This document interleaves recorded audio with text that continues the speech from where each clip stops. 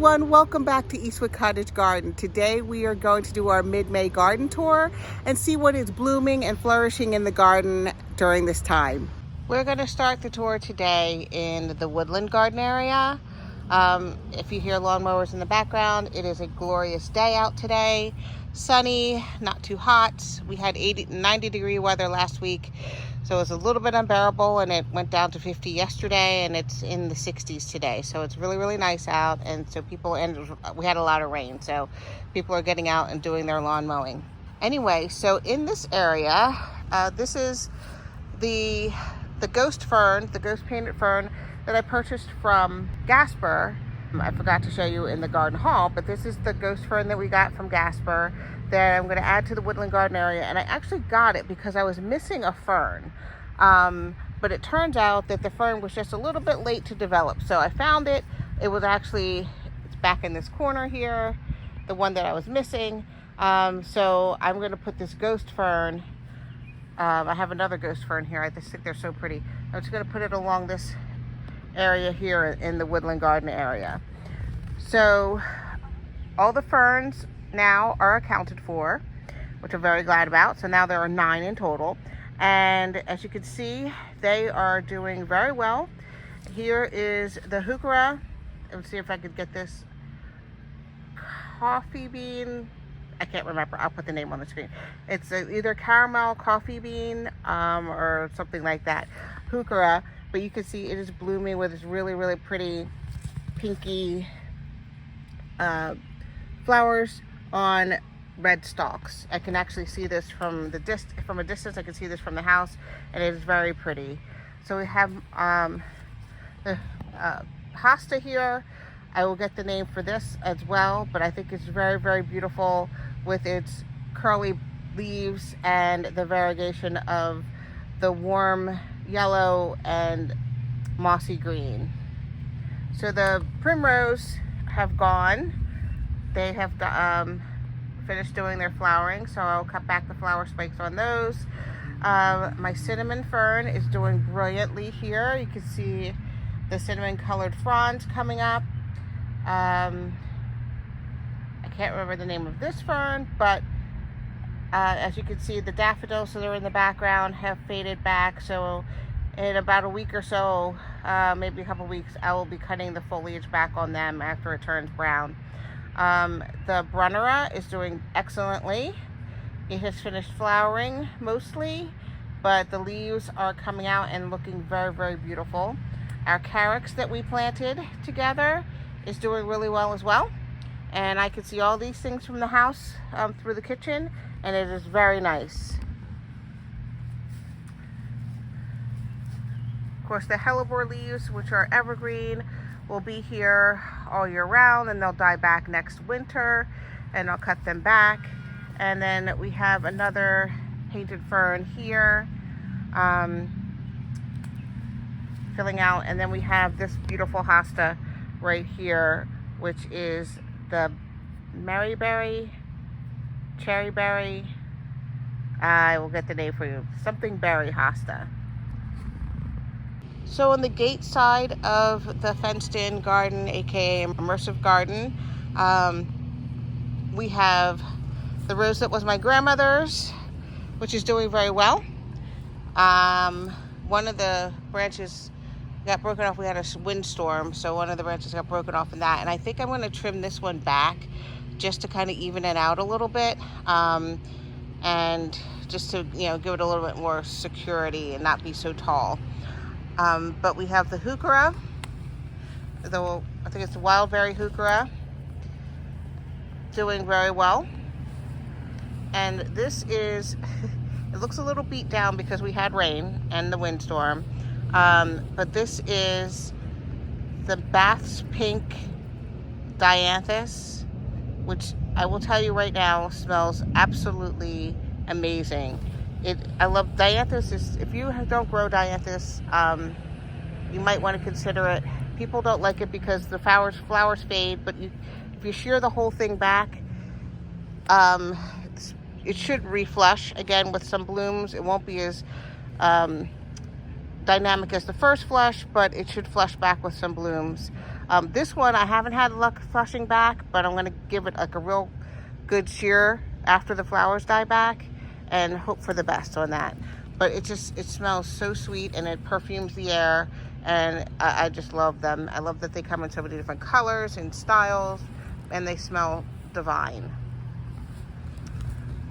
Here is our liriope that is coming back after we pruned it back. The candy tuft is gone. It's done for the season. Well, for this part of the season, except for one bloom right there hanging on. So I will shear this back, and it should flush back with some blooms later in the season.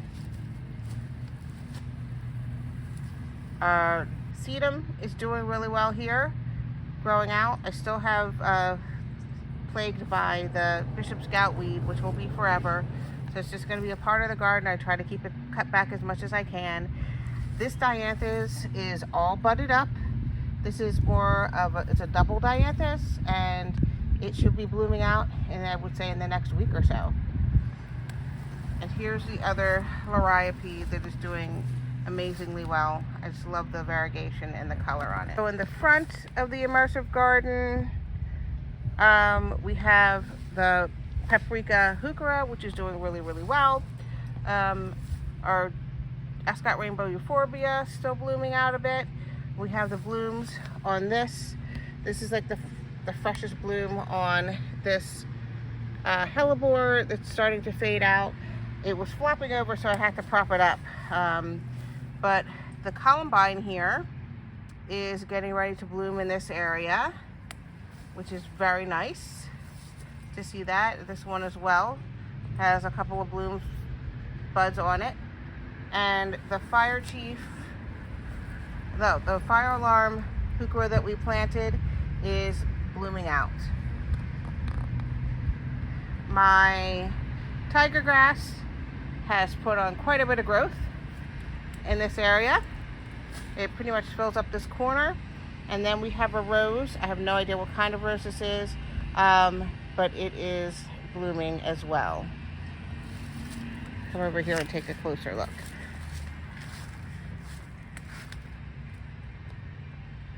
Something's eating the leaves, but the flowers look gorgeous.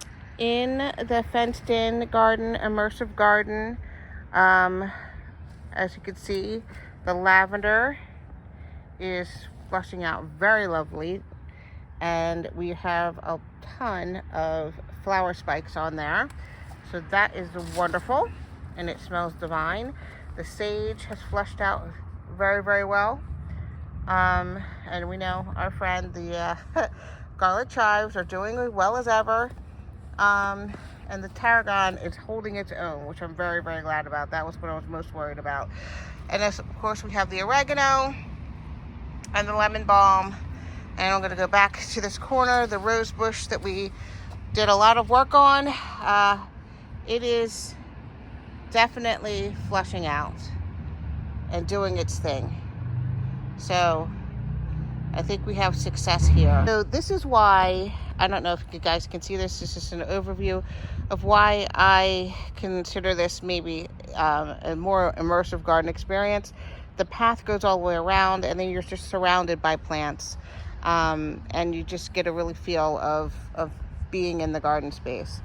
On the front here, you can see this swath of dianthus that is doing really well. The pinks in the middle are doing amazingly well, and this is the key lime pie dianthus. It hasn't quite bloomed out yet. Some of them are blooming. Here's dianthus back here that's doing well.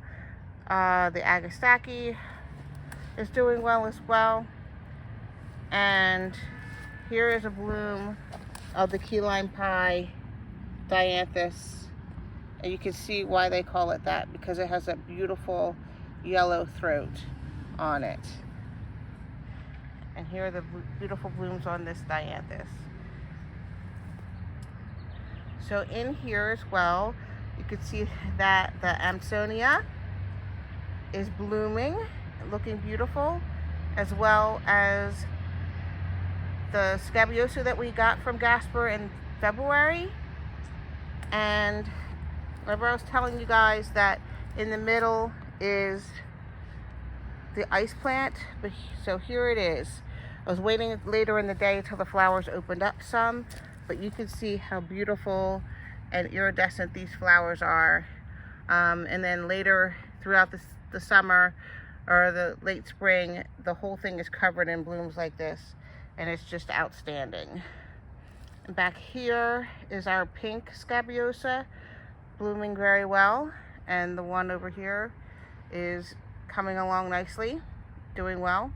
And all the green you see here is going to be full of flowers in later spring and the summer. Right here you can see that this Shasta Daisy is full of buds. So we can expect a show rather soon. And these are the black-eyed Susans, doing well. Phlox, the penstemon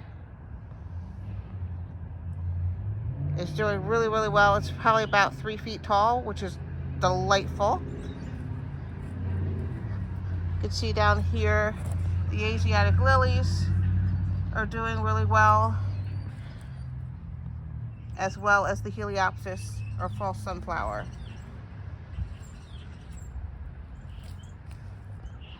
The daylilies are huge and should be really beautiful, as well as the balloon flower. I haven't seen any rabbits, so hopefully this year we will actually get some balloon flowers this year. Here is one of the knockout roses that we pruned back that you can see is full of buds, and we have some blooms. Very lovely.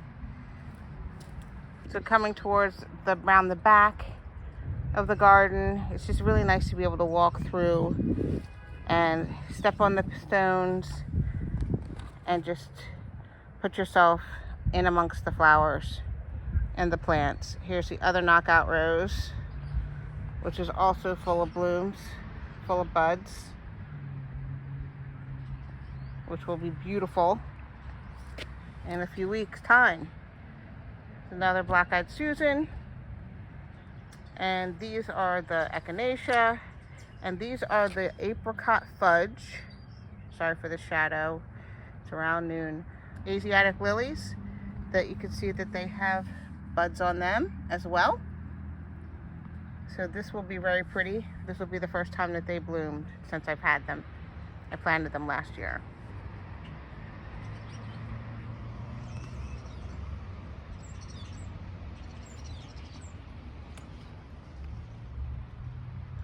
And the other side is a mirror image. My little lime hydrangea has so much growth on it. It's looking really, really beautiful. And in the back corner here, as always, we have the kaleidoscopabelia filling in and providing bright light to the back corner of this garden. And we have our violas, which are on the way out. They're stretching, and I'm gonna have to pull them soon because it's getting warmer and start the summer containers.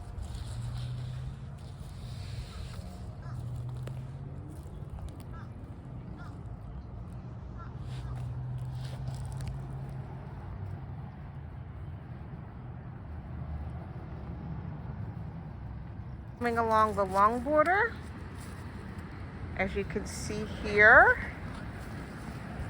looking very, very beautiful. Hopefully you guys can see this. These are the mock orange or Philadelphus, and they smell absolutely amazing.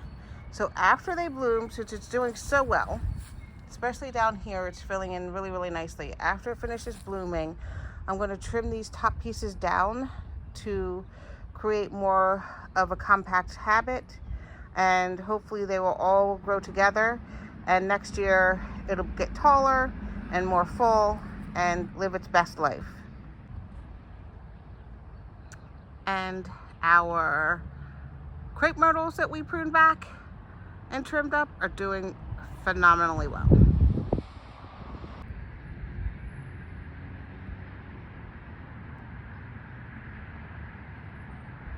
So I mentioned in the other video that I was going to show you a better picture of the Japanese maple in the front yard, and here it is, looking so healthy and beautiful for the first time in many years. So happy about it. So this flower bed in the front is the latest flower bed that we worked on in the previous video. So in here we have a bunch of herbs in this corner here, so that when you're walking down the driveway, you'll be able to reach out and smell them, along with this wonderful Live and Easy rose that's going to have the beautiful intense orange flowers on it that are apparently very fragrant. So coming down, when people come to visit, they walk down the driveway, they'll be able to have a nice sensory experience with color and scent and texture. And I just love these Sunjoy gold pillar barberries. They're just so gorgeous in this space. So we planted to seed them. So a lot of these plants were taken out of the bed in this back area here, and the bed was expanded. Remember, we did the no-dig, no-till method. So as you can see, there's some cardboard still there for when I was planting the holes, but we laid cardboard down and compost on top of that, and then let that sit for a little bit for the cardboard to break down some and to kill any of the grass weeds, or the weeds and the grass. And then we planted our plants back into here, expanding the bed. So that is how that worked. And I am a fan of the no-till method, especially if you live in an area that gets rain. I know in drier areas it might be a little more difficult because it takes longer for the cardboard to break down. But I would suggest, if you live in a warmer area or a drier area, to poke holes in the cardboard, and also make sure that it's wet. So when you put the cardboard down, drench it with a hose, and then put the compost on top of it, which will help with getting it to break down more readily. So in here we have the sedum, and in the front we have a drift of the candy tuft, some dianthus, the Elijah blue fescue. I took this mum it was one ginormous mum, and I broke it into 4 pieces. Dividing plants equals free plants, and that is always lovely. There's some lobelia here that's going to bloom blue. We have the gardenia here that's going to be, of course, white. And these wonderful that everybody who walks by is asking what these are. And these are the lupins, and the color is called Salmon Star. And they're just beautiful. We planted some zinnias in the back here for some color. Not zinnias, sorry, cosmos for some color. I am going to be planting some zinnias throughout here until the plants fill in, to add some added color as well. And then we have our little garden art that we got from Farm and Garden Station, a little turtle. But everything is looking really, really well. We've had a lot of rain, so that's been helpful to get this garden bed established again. I want to come around here to show you guys these irises. These are called Contrast in Styles, and they are even more beautiful than I saw in the picture when I bought them. I'm very, very happy with them, and so glad to see them bloom this year. They're just really, really pretty. And I think they add a wonderful depth to the flower bed. So I was thinking about moving them, but I'm also thinking maybe I won't. We'll see what happens with the gardenia, how big that gets. But I really like these in this flower bed. So coming back into the shade under the Japanese maple, we have our ring of, well, it's a half ring now. I'm actually going to fill the ring all the way around of our heuchera. So we have the Delta Dawn, which is the variegated one, and the paprika. And the Delta Dawn is putting up its flower spikes. And we have these daffodils that have finished blooming, so we're going to wait for the foliage to die back a little bit and then cut them back. And I'm going to clean this area up, and then I think I'm going to plant more, continue the ring of the heuchera. What do you guys think about that? So here in the maple flower bed, we have our beautiful, beautiful geum, looking so aerial and light and wispy. We have the peony here that, like I said, I think I might have planted this too deep, or might have to wait another year for it to bloom. We have the back and black sedum that is putting up flower spikes. This is one of the tiger lilies that we transplanted. I think that overall they'll do pretty well. Here's our May Breeze phlox, and it just kind of alternates the pattern with the geum and the phlox and the ground covers and the hellebores and the tiger lilies that we planted, and the back and black sedum. And interspersed in here are also some echinacea that will be coming up, and our lone Arctic fire dogwood. And here are the peonies. So I think this might actually be the Shirley Temple. It looks really, really white. So it actually might be the Shirley Temple. And then looking at the documentation, the Shirley Temple one seemed to bloom first. The other two bloom like in June, and later in June and July. So I think that might be the Shirley Temple peony.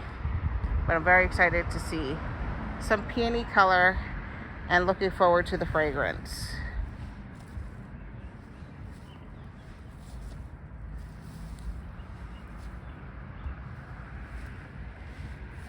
And here's the other peony back here that has some blooms on it, little teeny tiny ones.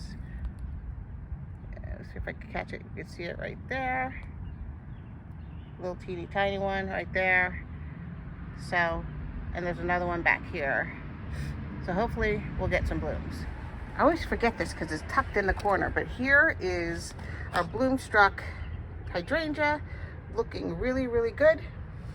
Nice dark leaves, tons of buds on there. So looking forward to a show for this. Coming back into the orchard bed, everything is doing really, really, really well.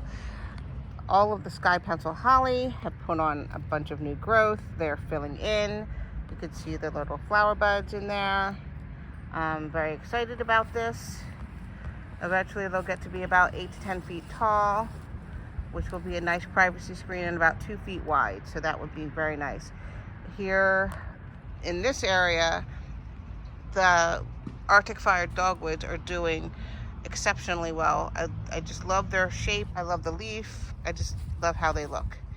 And here is our Artemisia wormwood silver mound doing well. It got a little wet, so it's a little splitty there. But I think I know the trick. I'm gonna come in and just shear off a little bit so that the flower spikes don't come in and it doesn't get too leggy. And here is one of our popcorn drift roses doing well with buds on it. I'm gonna try not to get my shadow in here. Coming down here is more of this key lime pie dianthus, along with the firestar dianthus, and the double dianthus is actually in the other flower bed. I have one over here as well. And they look really good against the Salvia Midnight Model and the Walker's Low Catmint, and also the Bellasperma or ice plant in yellow that we have here.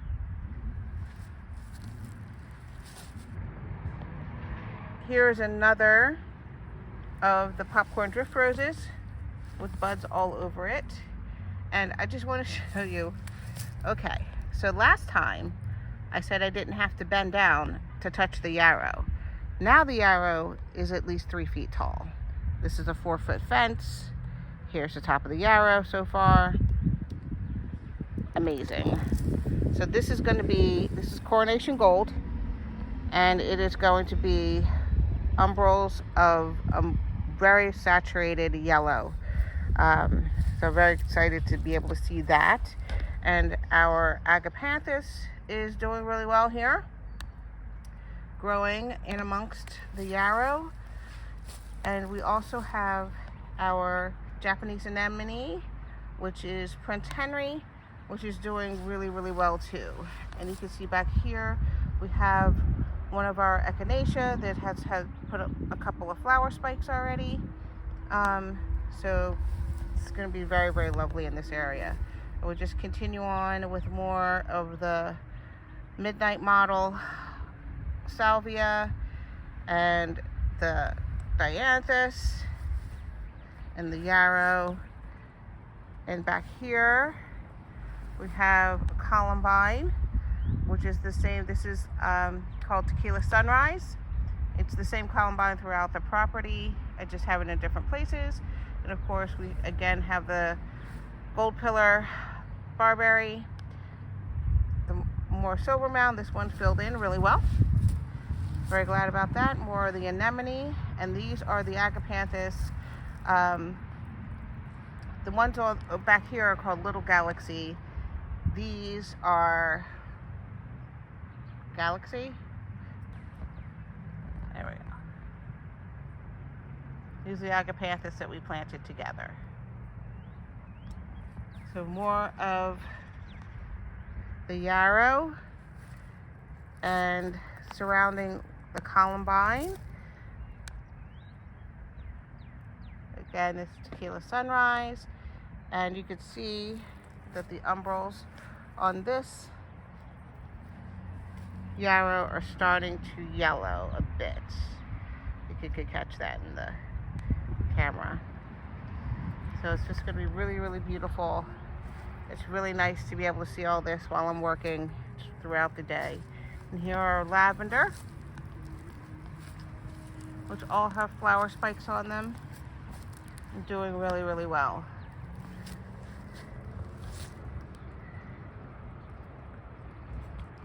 So starting our orchard area is the newest arrival, which is our Candidice grapevine that we planted together, and Jeff came and helped me put the wiring on for. So I'm looking forward to getting a lot of grapes off of this year, if the squirrels and birds don't get them first. But we will be putting a net over top of it to try to protect them. Okay, continuing our orchard tour, we have our strawberry pot, which is doing really, really well. Some squirrels have been in here chewing on things, so I ordered cloches for this, so hopefully they will come soon and I'll be able to cover up the strawberries so that we can actually get some strawberries this year. But there are a ton of flowers, so there might be enough to share. Here's our sweet little plum tree, which is doing really well and looking very healthy. And it has 2 plums on it. There's one here. And then we have another one back here. So 2 plums is better than none plums. So we'll see how this goes. And here are the fall gold raspberries that we planted that are looking really, really amazing. As is our wild raspberry, loaded with flowers, which will be loaded with berries. I'm looking forward to that later in the summer. The rose called the Pilgrim, which is the climbing rose that has grown a lot since we put it in the ground.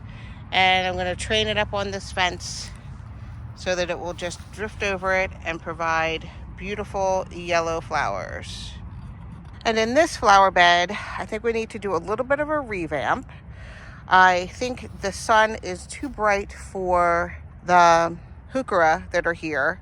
As you can see here on this leaf, which is a little newer, it should have red veining, all like full red veining, but it's not doing that. So I think I'm going to move this more into the woodland garden area, and I'm going to plant, in the interim, I'm going to plant, well, actually, I don't know. I'm thinking about planting my coral jade sedum in this area because this will be here.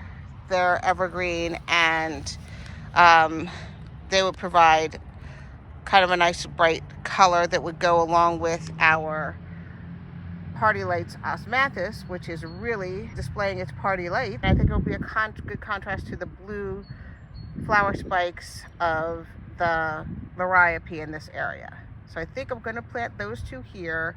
I planted some of the cosmos back here to kind of try to fill in some color until these plants grow in more.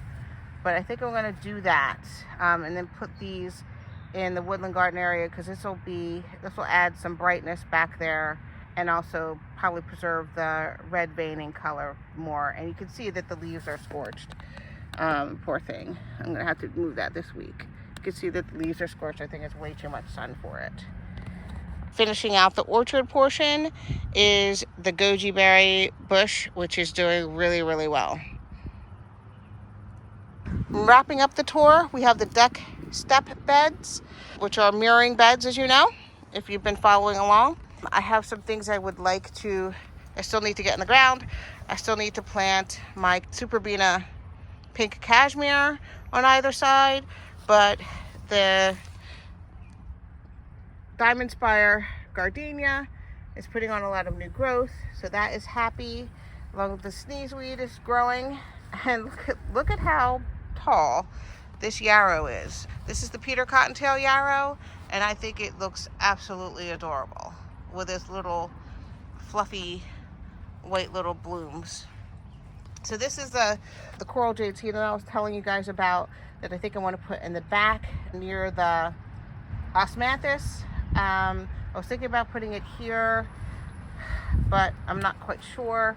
I might plant some zinnias in here temporarily until I can figure out what else I would want to plant in here.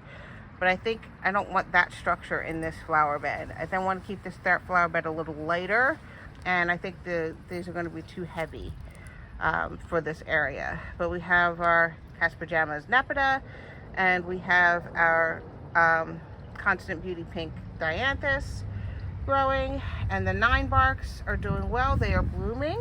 Very excited about that. And our Gold Nugget Sempervivum is now fading to its summer lime green color. The sedum here that we planted together is, I think, putting out some flower spikes. I actually ordered 6 more of these, 3 for each side, because I'm going to just tuck them in the rocks. I really, really like the way they look, and I think that they will add a little bit of whimsy to the flower bed. Just wanted to show you the development of this 9 bark. Look how gorgeous it is. It looks so pretty. Very excited to have these in the garden. I hope you enjoyed coming along with me on this mid-May garden tour. I wanted to capture what was occurring in the garden during this time.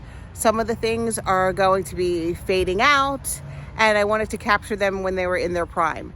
So what is growing in your garden at this time, and what kind of plants would you like to be adding to your garden during this year or the coming years?